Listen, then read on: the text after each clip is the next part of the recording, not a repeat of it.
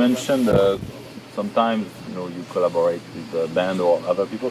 So, but most of the time you compose alone, or did you have an experience actually composing with someone? Very few. Well, some of the songs I compose with others are actually a kind of collage of different parts of songs put together to form a bigger form. But I also had experiences of composing with other people. And do you like it? I like it, yes. What is different? I mean, it is different because you cannot rest. I mean, I'm a bit lazy. Before I get to that point that I feel to be, engaged to finish.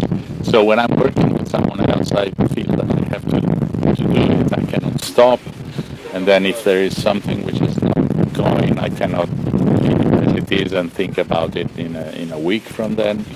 But it turned out to be fine, yes, useful.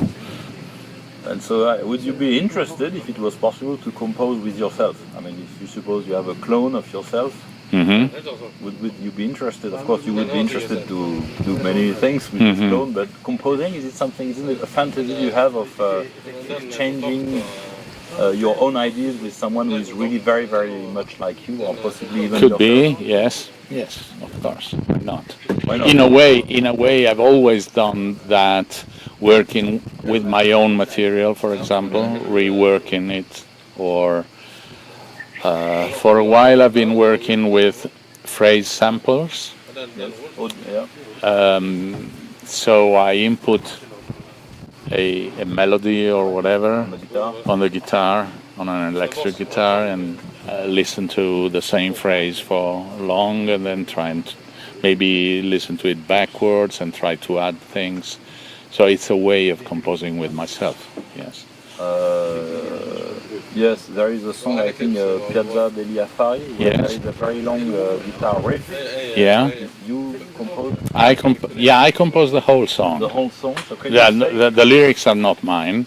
The lyrics were made on my music. I wrote the music before, and then my friend Umberto wrote the lyrics for that. But did you write the music, then the riff, or the riff first and then The riff was first. first? The riff was some part of the material that we used to improvise during sound checks, Okay. and it was slower, something just to play and to get the whole sound of the band. And then I tried to see what happened if I played it faster, and I realized it could be a good,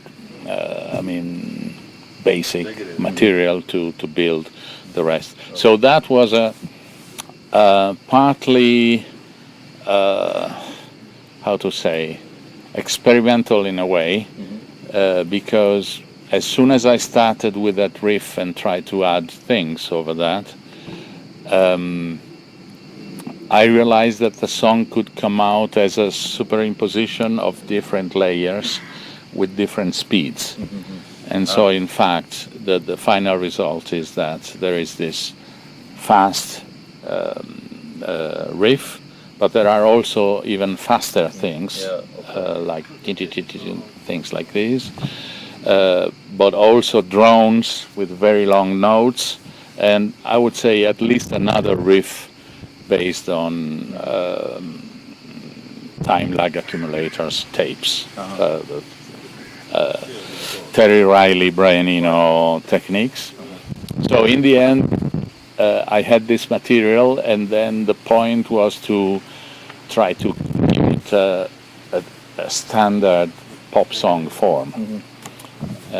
So I had to compose a refrain from scratch, because it was different material.